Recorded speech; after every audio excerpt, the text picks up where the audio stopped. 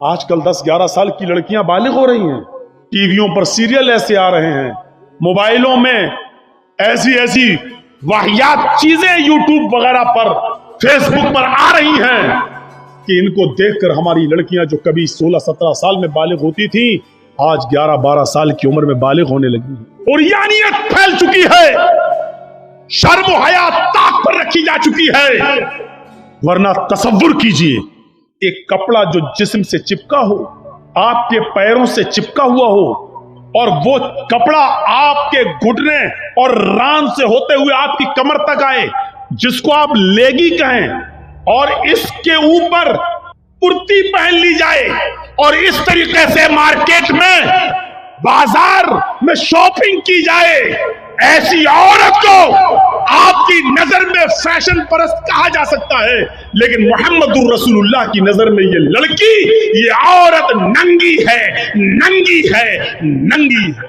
یہ کپڑے اے بھیا جس کو جانا ہو جلدی جاؤ یہاں سے، اور جس کو اٹھنا ہو ابھی اٹھ جاؤ، ڈرامہ کر کے رکھ لیا ہے، اور بھی ابھی جس کو جانا ہو چلے جاؤ، بعد میں نہیں اٹھنے دوں گا، چاہے پیشاب یہی نکل جائے، جائیے ابھی نکل جائیے جس کو جانا ہو۔ آریات ہماری نظروں میں فیشن پرست ہیں، لیکن اللہ کے رسول نے ایسی عورتوں کو کیا کہا؟ ننگی۔ میں نے نہیں کہا، پوچھو ان علماء سے آریات کا مطلب کیا ہوتا ہے۔ کاسیات کپڑے پہنیں گی، آریات لیکن ننگی ہوں گی، ایسی عورتوں کے بارے میں کہا ہے ننگی ہوں گی۔ یہ ہاف آستینوں کے کپڑے یہاں چل رہی ہے، یہ کھلا ہوا ہے، ساڑیاں چل رہی تو ایسی کہ یہاں تک کا بلاؤز پہنے ہوئے ہیں، یہ کھلا ہے، پیٹ کھلا ہوا ہے، اور جو چند برقعے اب چل بھی رہے ہیں بہار بنگال میں، پہلے تو چلتے نہیں تھے، تو اب برقعوں میں بھی ڈیزائن چلنے لگی، کڑے ہوئے برقعے، ڈیزائن دار برقعے۔ اب ایک بات بتائیے، برقعے کو آپ ایک تو ڈیزائن دار بنا رہے ہیں، اور دوسرا جب عورت یا لڑکی جب برقع اوڑھتی ہے تو سینے پر پھول بنا دیے ہیں۔ یہ بتائیے یہاں پھول بنانے کی کیا ضرورت تھی؟ جب وہ پہنتی ہے تو پھول سینے پر، اور وہ لڑکی نے یہ برقع خریدا کیوں؟ اس کا مطلب کیا ہے کہ وہ بھی اس لیے خرید رہی ہے تاکہ میرے پھولوں پر نظر، یہ سننا پڑے گا تمہیں نہیں، تمہارے باپ کو بھی سننا پڑے گا۔ جب تک میں اس کرسی پر ہوں، یہ اتھارٹی، یہ پاور مجھے اسلام نے دیا ہے، سننا پڑے گا۔ کیوں خریدا ہے اس نے یہ برقع؟ یو پی سائڈ میں آ جاؤ، لکھنؤ کے برقعے دیکھ لو، بمبئی کے دیکھ لو، حیدرآبادی برقعے دیکھ لو، قسم خدا کی اب برقعے نہیں رہ گئے ہیں۔ اب 60 سال کی بڈھی بھی اوڑھ لے تو ایسا لگتا ہے جیسے وہ 18 سال کی لڑکی جا رہی ہے۔ یہ برقعے ایک بار سچا واقعہ ہے، 60 65 70 سال کی بڑھیا ایسا ہی برقع اوڑھ کے چہرہ چھپا کے جا رہی تھی، دھیرے دھیرے، بڈھی تھی وہ، دھیرے دھیرے چل رہی تھی، تو ایک لڑکا اس کا پیچھا کرنے لگا، 20-22 سال کا لڑکا اس بڈھی کا پیچھا کرنے لگا، کیونکہ جو سوچنے لگا برقع اتنا خوبصورت ہے تو برقعے کے اندر کتنا خوبصورت مال ہوگا، برقعے والی کیسی ہوگی، اس کا پیچھا کرنے لگا۔ بڑھیا دھیرے دھیرے چل رہی، لڑکا سمجھ رہا مجھے لفٹ دے رہی، میری وجہ سے دھیرے دھیرے چل رہی، جبکہ وہ اپنی کمزوری کی وجہ سے دھیرے دھیرے چل رہی۔ بڑھیا سمجھ گئی کہ لڑکا میرا پیچھا کر رہا ہے، تو تھوڑی دور چلنے کے بعد اس نے اپنا نقاب کھولا اور اپنی تتلاتی زبان میں بولی، بیٹا۔ لڑکے کا تو موڈ خراب ہو گیا، کم بخت میرا تو معاملہ ہی گڑبڑ ہو گیا، بیٹا تو میرا پیچھا کیوں کر رہا ہے، میں تو تیری اماں کی عمر کی ہوں۔ لڑکے کو بھی غصہ آ گیا، کہتی بات میں اپنے لیے نہیں اپنے ابا کے لیے ڈھونڈ رہا ہوں۔ اب 60 65 70 سال کی بوڑھیوں کو ایسے خوبصورت برقعے پہننے کی کیا ضرورت؟ برقعوں کا مقصد جو کبھی تھا پردہ، لیکن آج ان کا مقصد بھی وہ نہیں رہے۔ اللہ کے نبی کے زمانے میں ایک صحابی اللہ کے نبی کے پاس آتی ہیں، مسند احمد کی صحیح روایت، جن کی چادر کپڑے سے نیچے، ٹخنے سے نیچے، چپل سے نیچے زمین کی مٹی اڑاتی ہوئی آتی اور کہتی، اللہ کے رسول میں اس چادر کو اوڑھ کر نماز پڑھنے جاتی ہوں۔ آپ نے کہا چادر اتنی نیچی ہونی چاہیے؟ اس نے کہا اللہ کے نبی کبھی کبھی زمین پر پیشاب و پائخانہ پڑا ہوتا ہے، گندگی پڑی ہوتی ہے، تو کیا میں تھوڑی سی اوپر کر کے پائخانہ گندگی کو کراس کر کے آگے نکل جاؤں؟ آپ نے کہا نہیں، دائیں سے نکل جا، بائیں سے نکل جا۔ कहने लगी दाएं भी मर्द बैठे होते हैं, बाएं भी मर्द बैठे होते हैं, मुझे उसी गंदगी के ऊपर से निकलना है। अरे अल्लाह के रसूल इजाजत दे दीजिए, मैं थोड़ा सा ऊपर कर लूं और निकल जाऊं, उसके बाद नीचे कर लूंगा। जब गंदगी को क्रॉस कर लूंगी तो चादर में नीचे कर लूंगी। अल्लाह के नबी कहते हैं अगर मर्द दाएं बैठे हैं बाएं बैठे हैं तो तू उसी गंदगी के ऊपर से निकल जा।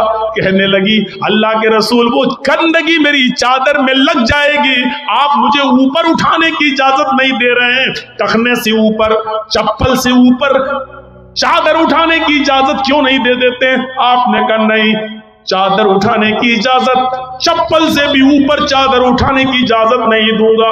कहा अल्लाह के रसूल फिर उस चादर में पेशाब और पायखाना लग जाएगा, आपने कहा लग जाने दे। कहने लगी अरे अल्लाह के रसूल उसी चादर को तो ओढ़कर मैं नमाज पढ़ती हूँ मस्जिद में, जब ऊपर औरतों का अलग इंतजाम होता है या पर्दे में औरतों का इंतजाम होता है तो मैं इसी चादर को ओढ़े ओढ़े नमाज पढ़ती हूँ। आपने कहा उसी चादर को ओढ़कर नमाज पढ़ ले। कहने लगी उसमें पेशाब और पायखाना लग जाएगा, क्या उसी और चादर को ओढ़कर नमाज पढ़ लूं? आपने फरमाया हाँ आए औरत, जब पेशाब और पायखाना तेरी चादर में लगेगा, जब तू आगे बढ़ेगी तो तेरी चादर जमीन पर पड़ी हुई मिट्टी से रगड़ खाएगी, क्योंकि तेरी चादर नीचे है। जब पेशाब और पायखाना उसमें भर जाएगा, जब तू आगे बढ़ेगी तो जमीन पर पड़ी हुई मिट्टी पर तेरी चादर रगड़ खाएगी, और जमीन पर पड़ी हुई मिट्टी से रगड़ने की वजह से जमीन की पाक मिट्टी तेरी चादर को पाक कर देगी। लेकिन तुझे चादर उठाने की इजाजत नहीं, उसी चादर में तू नमाज पढ़ ले।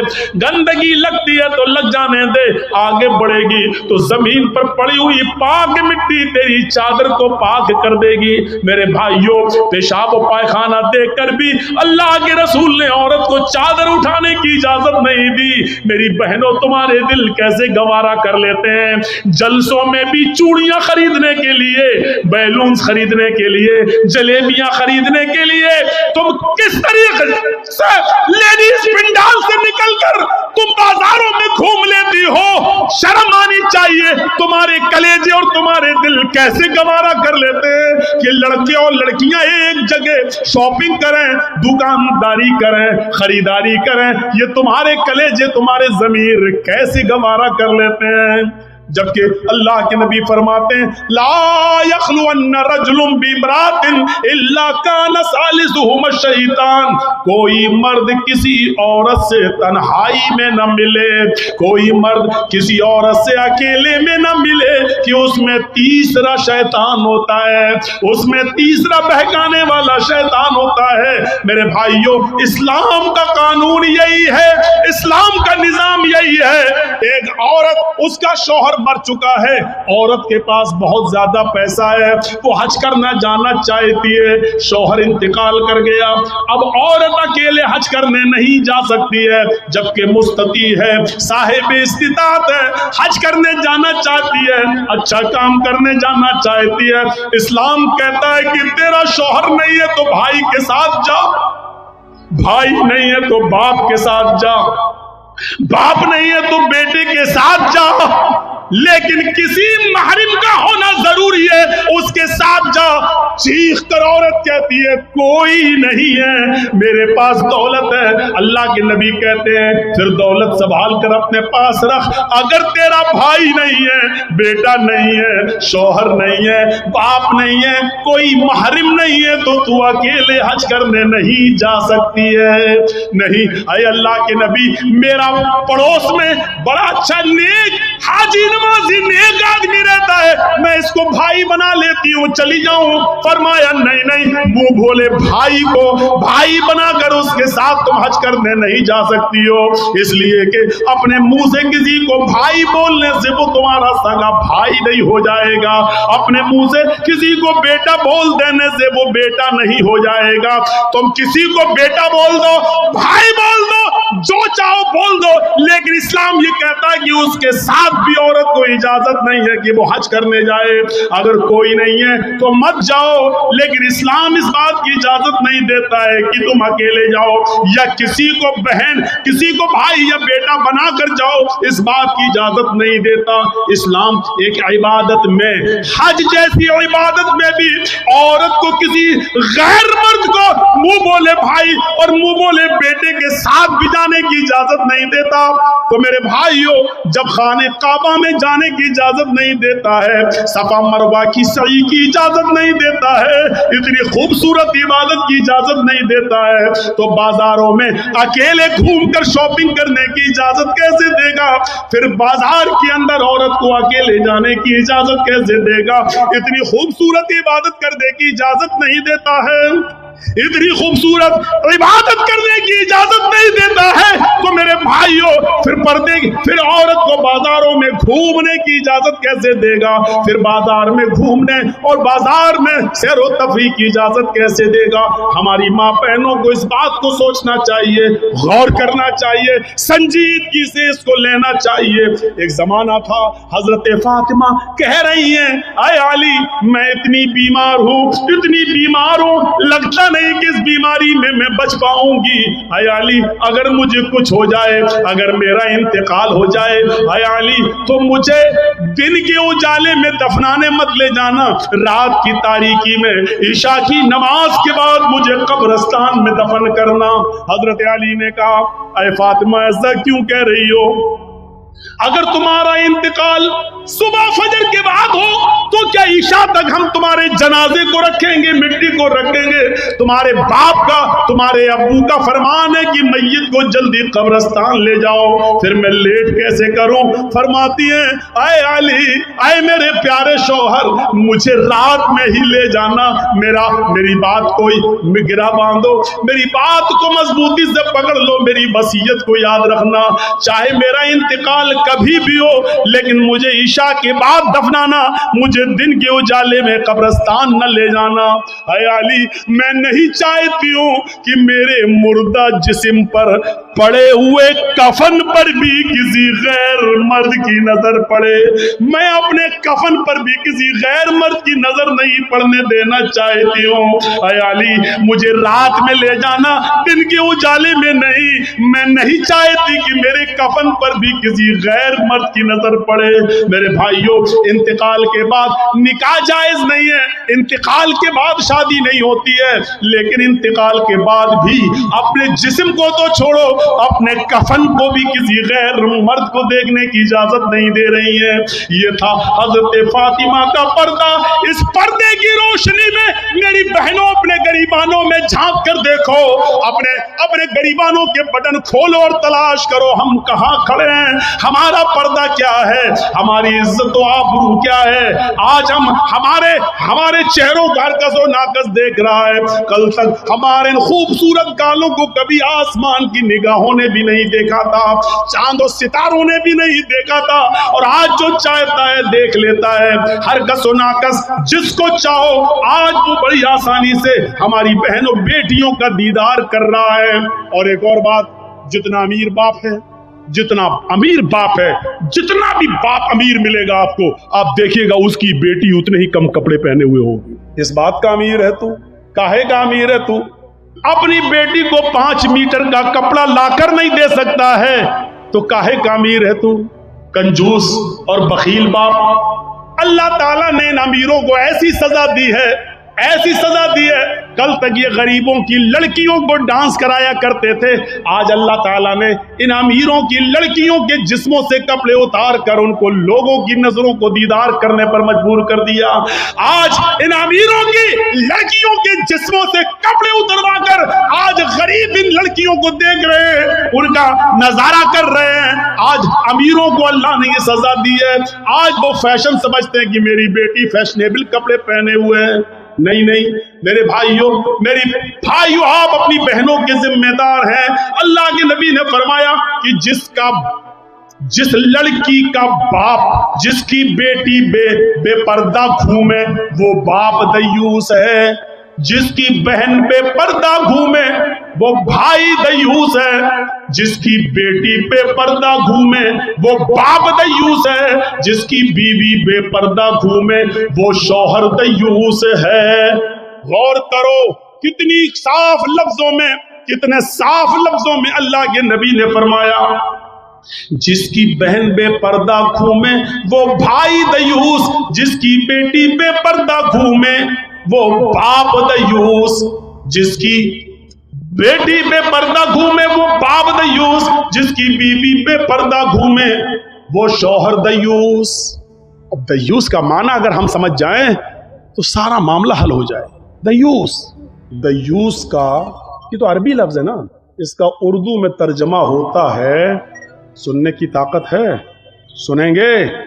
दयूस का मतलब होता है भड़ुआ। और भड़ुआ किसको कहते हैं बताने की जरूरत नहीं, जानते हो।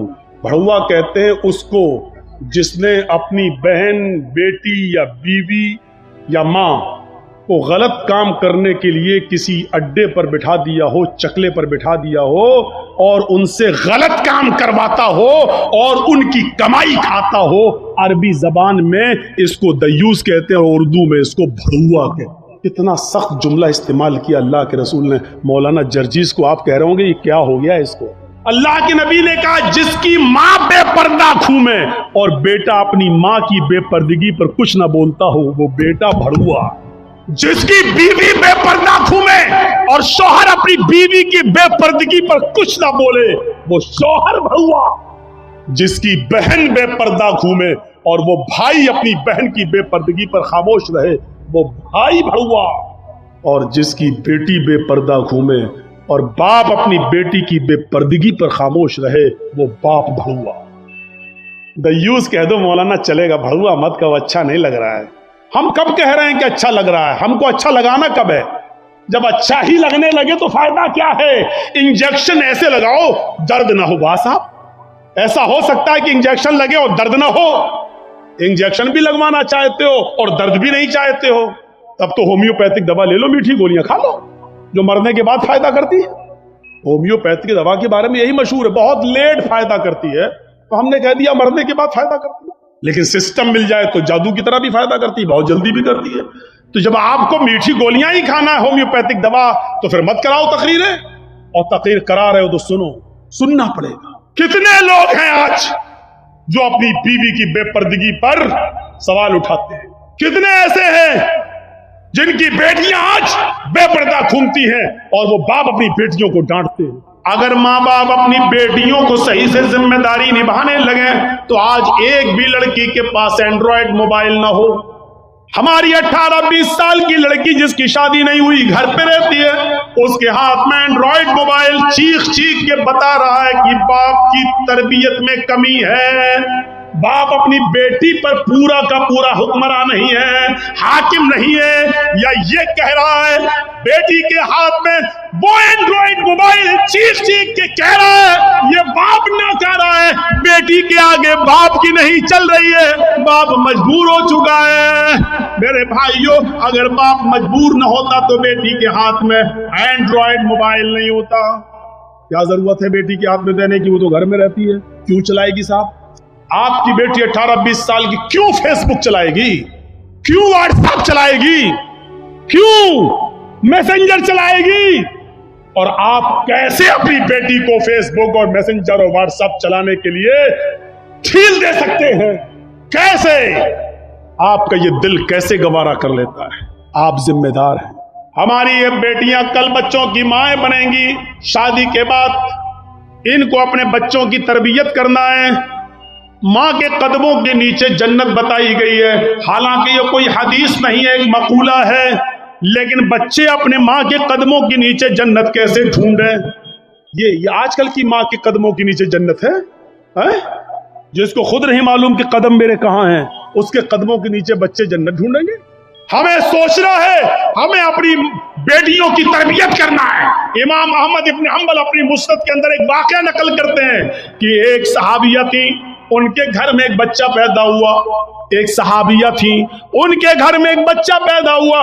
जब बच्चा पेशाब करता था तो पानी का लोटा उस बच्चे की शर्मगाह पे डाल देती थी। जैसी बच्चे ने पेशाब किया वो पानी लाती और शर्मगाह पे डाल देती। वो सहाबिया कहती हैं मेरा बेटा जब चलने के लायक हुआ, पहला दिन था उसका चलने का, पहला दिन था मेरे बेटे के चलने का, पहला दिन था मेरा बेटा खड़े हो गए, जब चला मेरे बेटे को जब पेशाब की जरूरत महसूस हुई तो उसने पानी का बर्तन देखना शुरू कर दिया। माँ कहती है कि मैं देख रही थी अपने बेटे को, जब भी वो पेशाब करता था तो मैं पानी उसकी शर्मगाह पे डाल देती थी। आज देखती हूँ मेरा बेटा चल रहा है, देखती हूँ ये क्या करता है। जब बेटा पहला दिन चलने के लायक हुआ, पहला दिन था, तो बेटे ने पानी का प्याला उठाया और दोनों हाथ से पकड़कर धीरे धीरे चला और एक कोने में जाकर बैठ गया, पेशाब किया और पेशाब करने के बाद वो पानी का प्याला अपनी शर्मगाह पे डालने लगा।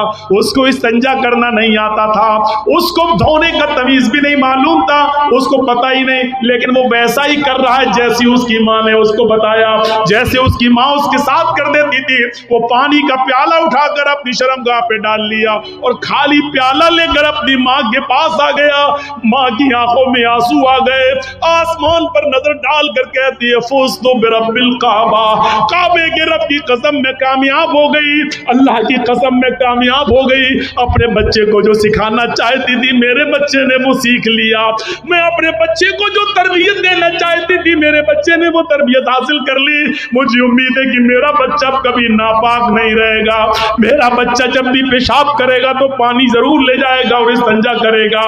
उस जमाने की माएं अपने बच्चों को बचपन से ये आदतें डलवाती थी, और आजकल की माँ देख लो अपने बच्चे का अंडरवियर नेकर उतार कर कहती बेटा यहाँ खड़े होकर पेशाब कर ले। ये माँ अपने बच्चों को क्या तरबियत देंगी, जबकि नेपोलियन ने कहा था कि mother's lap is first college for children, माँ की गोद ये बच्चे का पहला मदरसा होती है, पहली यूनिवर्सिटी माँ की गोद है। जो बच्चा अपनी माँ की गोद से तरबियत हासिल करके नहीं निकला वो किसी यूनिवर्सिटी से तरबियत हासिल नहीं कर सकता है।